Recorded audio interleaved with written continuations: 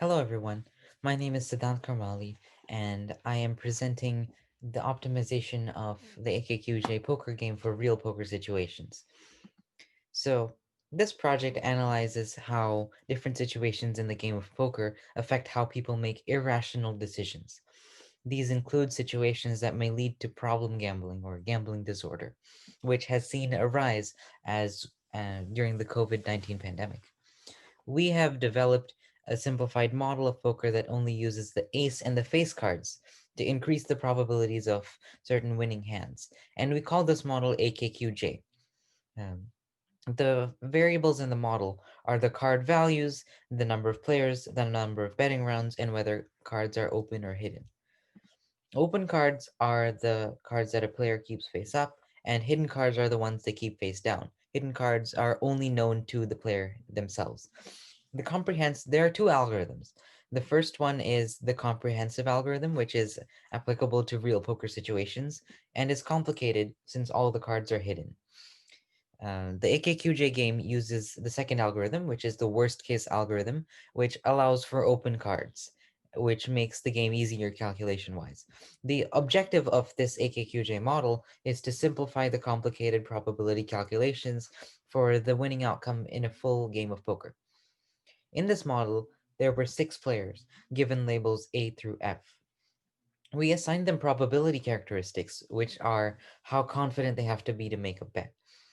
So they are as follows. A is a 0%, meaning they bet blindly. B is a 15%, C is 30%, D is 45%, E is 60%, and F is 75%. We also calculated the winning probabilities for two cases, a general poker case and a worst case based algorithm.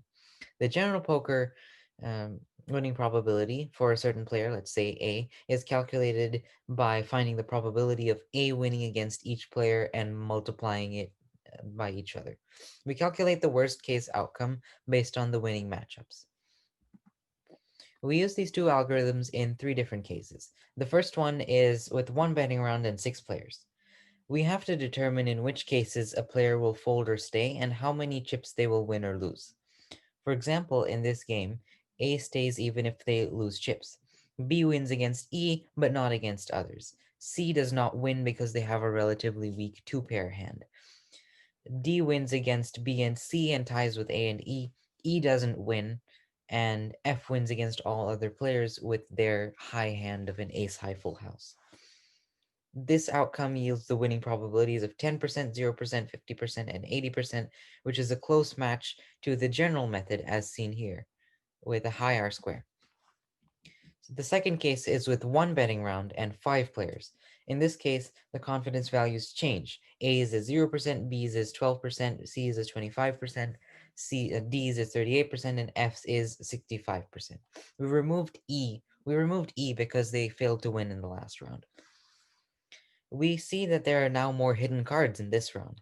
The number of hidden cards increases with the number of rounds and players, and this added factor may make players more nervous or unwilling to do calculations because they're aware they may lose money. This had an effect on player F. Player F didn't win this time, as their winning probability didn't match their confidence. Therefore, we may be able to say that more conservative poker players may not do well in the later stages of a game.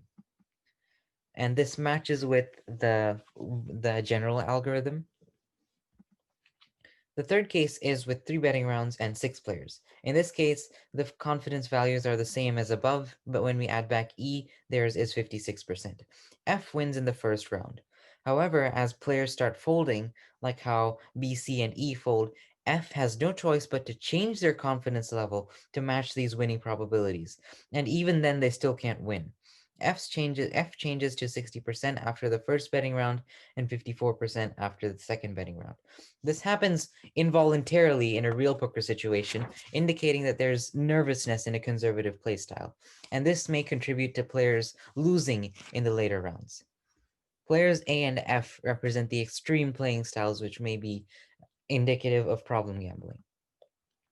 Players may be more cautious, maybe more nervous in the later stages of a game, and this causes their bets to be less calculated. So we believe that we can make help players understand basic statistical calculations for their use in their games. Thank you for watching.